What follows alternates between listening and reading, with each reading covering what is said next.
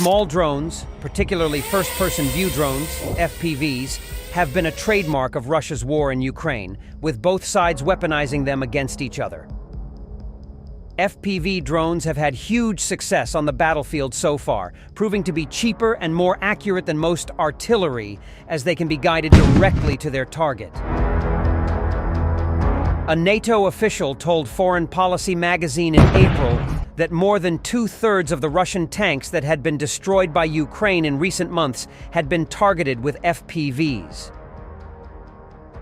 Ukraine has also pounded Russian oil refineries and air bases with drones as part of a widespread campaign to disrupt Russian military supplies and hamper the Russian Air Force.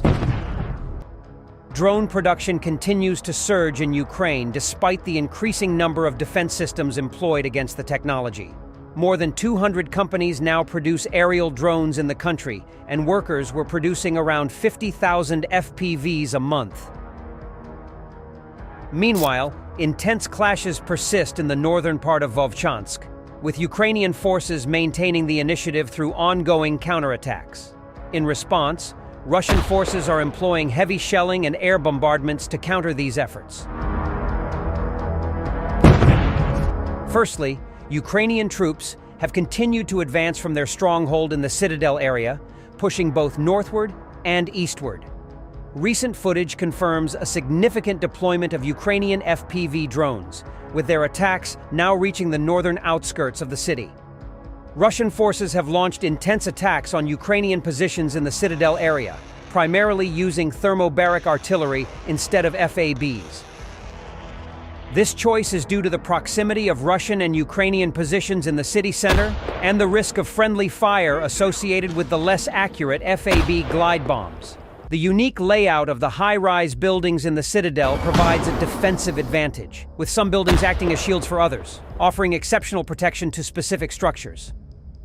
But the most significant recent Ukrainian advancements occurred in the eastern part of Vovchansk. Geolocated images from the Lyut Assault Brigade reveal clearing operations in the Stepova Street area, leading to the countryside east of Vovchansk. The intense pressure exerted by Ukrainian troops, coupled with the complete destruction of buildings and structures, rendered it untenable for Russian forces to maintain their positions. Consequently, they were forced to retreat to trenches and fortifications in the fields at the end of Stepova Street.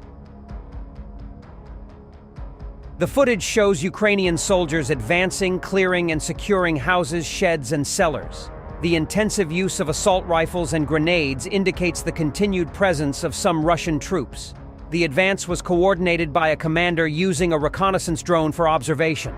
At one point, Ukrainian soldiers were alerted to two Russian soldiers seeking shelter in a nearby house. The Ukrainians took cover and immediately deployed two FPV drones, neutralizing the Russian soldiers.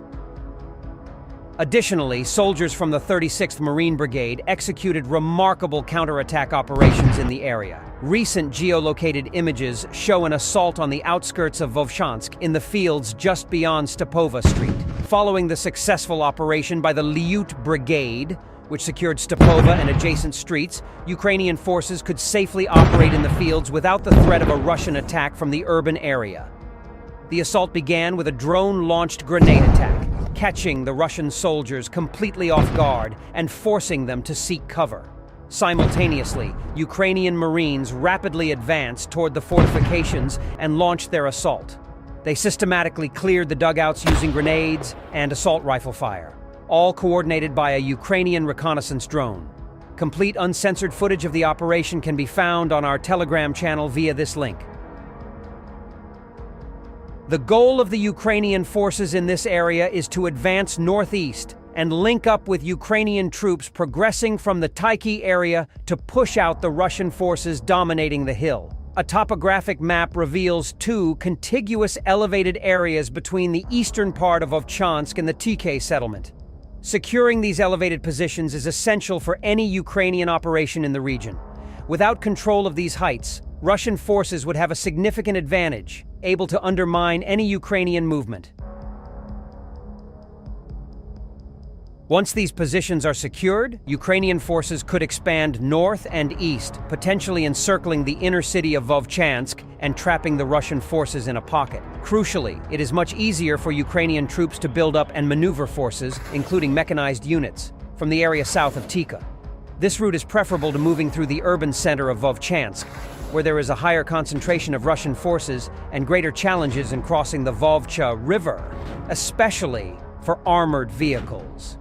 As if that weren't enough, the 36th Marine Brigade followed their assault operation with a nighttime grenade drop attack on retreating Russian forces in a nearby position. This maneuver aimed to capitalize on the momentum of the Ukrainian advance and further weaken Russian defenses. The ultimate goal is to dislodge Russian forces from the hills and secure control of the elevated positions. Footage shows Marine Brigade drone operators using night vision cameras to locate and attack Russian troops. Intercepted Russian radio conversations revealed the desperation of the soldiers, unable to find a safe moment to flee. The following day, new images captured the complete devastation inflicted on the Russian troops.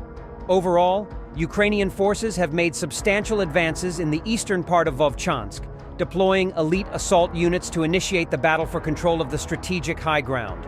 Both sides recognize the critical importance of this area. If the Ukrainians succeed in reclaiming these positions, they will be able to escalate operations within the city, potentially leading to the collapse of Russian positions in Vovchansk and, by extension, the end of the Russian offensive in the Kharkiv region.